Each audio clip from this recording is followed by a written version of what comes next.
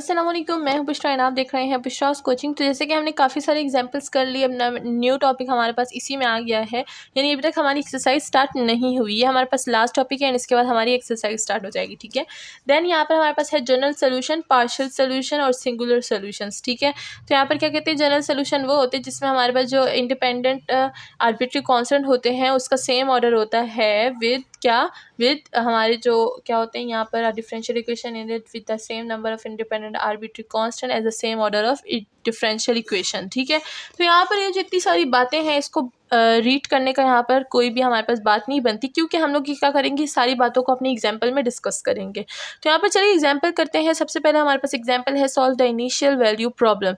यहाँ पर हमारे पास इनिशियल वैल्यू प्रॉब्लम आ गए हैं, यानी जो मैथ वाले हैं उन्होंने इनिशियल वैल्यू प्रॉब्लम काफ़ी ज़्यादा किए होंगे, तो उनको पता होगा इनिशियल वैल्यू प्रॉब्लम से हम लोग क्या करते हैं, हमारे पास वैल्यूज़ कुछ गिवन होती है उसको हम लोग पुट करते हैं। ठीक है, एंड देन हमारे पास जो सोल्यूशन होती है उसमें हेल्प मिलती है हमें। ठीक है, तो यहाँ पर क्या हो जाएगा, सोल्यूशन है solve the initial value problem. यहाँ पर हमारे पास क्या है, डिफरेंशियल इक्वेशन गिवन है, साथ में y0 is equal to -2 given है। तो सबसे पहले मैं इनिशियल वैल्यू के बारे में बता देती हूँ। काफ़ी सारे लोग इसमें कंफ्यूज जाते हैं कि यहाँ पर x की वैल्यू क्या है एंड क्या होती है, y की वैल्यू क्या है। तो देखिए, ये फर्स्ट इनिशियल वैल्यू प्रॉब्लम है एंड इसमें हमारे पास ये वैल्यूज़ गिवन है। ठीक है, बाउंड्री वैल्यूज़ गिवन है। अब अगर यहाँ पर देखें तो ये जो y की वैल्यू होती है वो ये होती है और ये x की वैल्यू होती है जो भी हमारे पास ब्रैकेट में गिवन होती है। ठीक है, तो यहाँ पर मतलब क्या है कि y की वैल्यू -2 है और x की वैल्यू क्या है, x की वैल्यू 0 है। सही है, एंड देन अगर सेकंड वालों को देख लें तो ये क्या है, y डैश की वैल्यू क्या हो जाएगी, 6 हो जाएगी और x की वैल्यू क्या हो जाएगी, 0 हो जाएगी। ठीक है, तो ज़रूरी नहीं कि x की वैल्यू हमेशा 0 ही हो, आगे जाके हमें x की वैल्यूज़ भी मिलती है। यानी अगर मैं खुद से कोई देख लूँ तो y equal to 2 and equal to 0, तो यानी यहाँ पर क्या मतलब बन गया कि y की जो वैल्यू है वो 0 है एंड x की वैल्यू क्या हो गई, x की वैल्यू 2 हो गई। ठीक है, एंड देन अगर यहाँ पर मैं लिखूँ y और ये हो जाएगा हमारे पास 10 और ये हो जाएगा हमारे पास 2, तो यहाँ पर क्या मतलब बनता है कि y की वैल्यू क्या है, 2 है और x की वैल्यू क्या है, x की वैल्यू 10 है। ठीक है, तो इसी तरह से हमें काफ़ी सारे वैल्यूज़ गिवन होंगे एंड होप कि आपको अभी वैल्यू प्रॉब्लम समझ आ गया होगा कि वैल्यू किस तरह गिवन होती है। तो यहाँ पर एक गिवन है कि that the differential equation has this as the general solution. तो ये हमारे पास जनरल सोल्यूशन है। चलिए स्टार्ट करते हैं आज की एग्जाम्पल। उससे पहले जल्दी से चैनल को सब्सक्राइब कर दें, क्योंकि यहाँ पर हम लोग मैथ का बहुत अच्छा एंड बहुत यूनिक कॉन्टेंट पढ़ते हैं। तो यहाँ पे मैंने सारी डिटेल्स लिख दी कि इनिशियल वैल्यू प्रॉब्लम है और एग्जाम्पल नंबर 1 कर रहे हैं हम लोग। तो सोल्यूशन स्टार्ट करते हैं। सबसे पहले सोल्यूशन हम लोग कहाँ से स्टार्ट करेंगे, जो जनरल हमें सोल्यूशन गिवन है उससे स्टार्ट करेंगे। तो ये है y is equals to c1 e⁻4 of x plus c2 e⁻³ of x। ठीक है, एंड यहाँ पर अगर हम लोग देख लें तो इनिशियल वैल्यू प्रॉब्लम ऑलरेडी हमें गिवन है। तो जैसे कि हमें पता है कि क्या है हमारे पास, जो y0 है, y and 0 is equal to -2। ठीक है, और यहाँ पर क्या हो जाएगा, हम लोग अब ये जो वैल्यू है इसको हम लोग क्या करेंगे, पुट करेंगे इक्वेशन नंबर 1 में। तो y की वैल्यू क्या है, मैंने बता दिया था कि y की वैल्यू -2 है और x की वैल्यू क्या है, 0 है। ठीक है, इससे अब ये भी समझाया था। एंड तो यहाँ पर क्या हो जाएगा, ये y की वैल्यू -2 हो जाएगा, c1 हो जाएगा। और अगर मैं x की वैल्यू 0 पुट करूँगी तो ये e की पावर जब भी 0 होती है तो हमारे पास वो 1 के इक्वल होता है। तो यहाँ पर मैं 1 नहीं लिखूँगी बिकॉज अब हम बड़े हो गए हैं। ठीक है, देन ये हो जाएगा प्लस c(2) एंड यहाँ पर भी क्या होगा, 0 हो गई की पावर से 1 आ जाएगा, तो यहाँ पर भी मैं 1 नहीं लिखूंगी। अब इस इक्वेशन को मैं कोई नाम दे दूंगी और उसको मैं बोलूंगी स्टार। ठीक है, ना ये इक्वेशन हो गया। अब हम क्या करेंगे, जो हमारे पास ऊपर वाली इक्वेशन है, इक्वेशन नंबर 1, इसको हम लोग डिफ्रेंशिएट करेंगे यानी इसका फर्स्ट ऑर्डर निकालेंगे। ठीक है, तो चलिए इसका फर्स्ट ऑर्डर निकालते हैं। उसके लिए हमें क्या करना होगा, इसको इरेज करना होगा। ठीक है, तो इक्वेशन नंबर 1 क्या था हमारे पास, वो था y is equals to c1 e⁻4 of x plus c2 e⁻³ of x। ठीक है, ये हमारे पास इक्वेशन नंबर 1 था। अब हम लोग क्या करेंगे, इसका फर्स्ट ऑर्डर निकालेंगे यानी dy/d ऑफ x। ठीक है, और पहले से बता दूं, हम लोग इसको इस तरह भी लिख सकते हैं और हम लोग इसको y ऑफ डैश भी लिख सकते हैं। तो अगर कहीं है आगे y ऑफ डैश तो आप बोलेंगे ओह y ऑफ डैश क्या है, हमें तो नहीं पता। तो हमारे पास फर्स्ट डिफरेंशियल इक्वेशन होता है। ठीक है, फर्स्ट ऑर्डर होता है, फर्स्ट डेरिवेटिव होता है। तो ये हमने फर्स्ट डेरिवेटिव लिख दिया, सेकंड डेरिवेटिव को हम लोग y डबल डैश, थर्ड को y triple and so on, बस चलते जाते हैं। ठीक है, तो इसी तरह से आप इसमें कंफ्यूज ना होइएगा। आप दोनों में से कोई भी यूज़ कर सकते हैं, डजंट मैटर। ठीक है, आप दोनों में से कोई भी एक चीज़ यूज़ कर सकते हैं, उसकी सोल्यूशन आपसे ख़राब नहीं होगी। ठीक है, सोल्यूशन पे कोई फ़र्क नहीं पड़ता क्योंकि दोनों के मतलब एक ही होते हैं। तो ये कर दिया। अब हमारे पास 4 नीचे आ जाएगा एंड c1 हो जाएगा, e की पावर क्या हो जाएगी, 4 ऑफ x हो जाएगी। नाउ माइनस हो जाएगा क्योंकि माइनस है पावर 3, तो यहाँ पर मैं -3 लिख दूंगी। c2 e की पावर क्या हो जाएगी, -3 ऑफ एक्स हो जाएगी। एंड इसको मैं कुछ नाम दे दूँगी, जैसे कि मैं इक्वेशन नंबर 2 नाम दे दूँगी, ठीक है, क्योंकि इक्वेशन नंबर 2 हमने कहीं भी नाम नहीं दिया, तो मैं इसको इक्वेशन नंबर 2 दे दूँगी।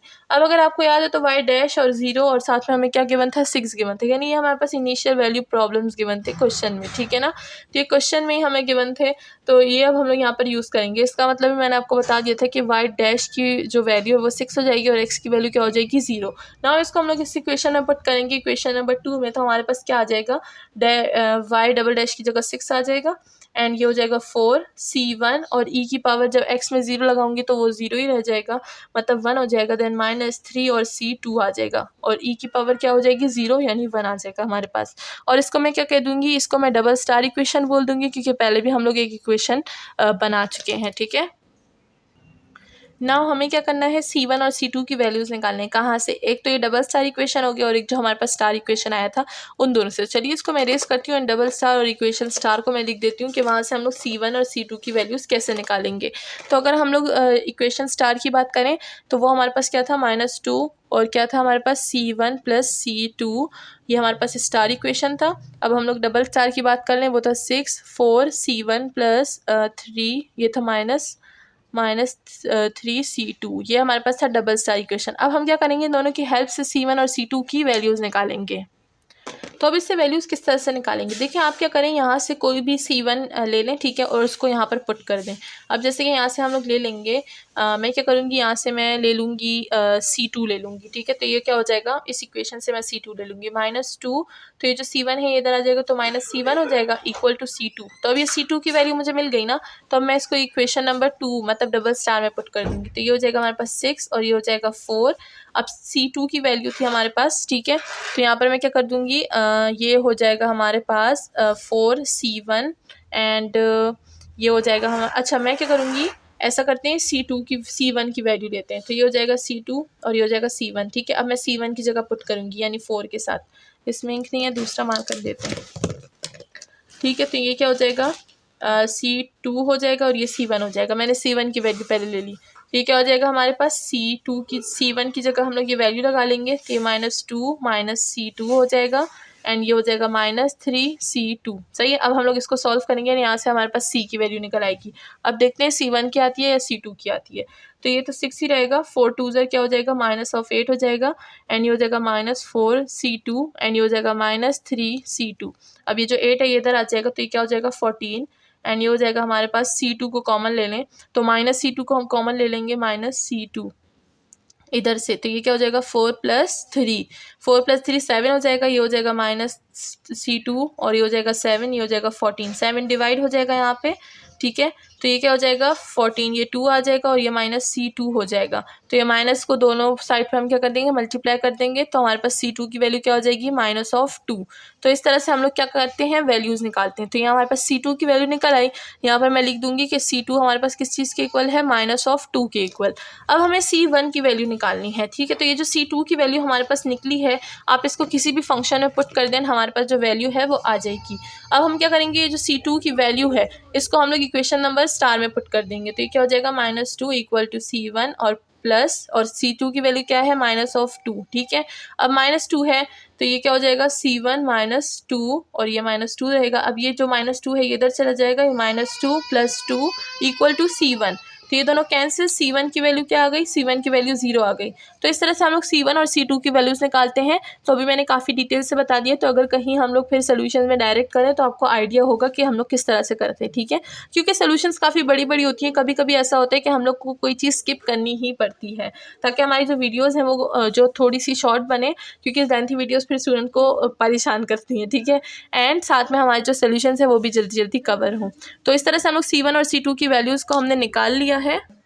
तो हमने वैल्यूज़ तो निकाल ली, लेकिन अब हम लोग इस वैल्यूज़ का क्या करें, ये जो दो वैल्यूज़ है C1 और C2 की, अब हम लोग इसको सब्स्टिट्यूट करेंगे हमारे इक्वेशन नंबर 1 में।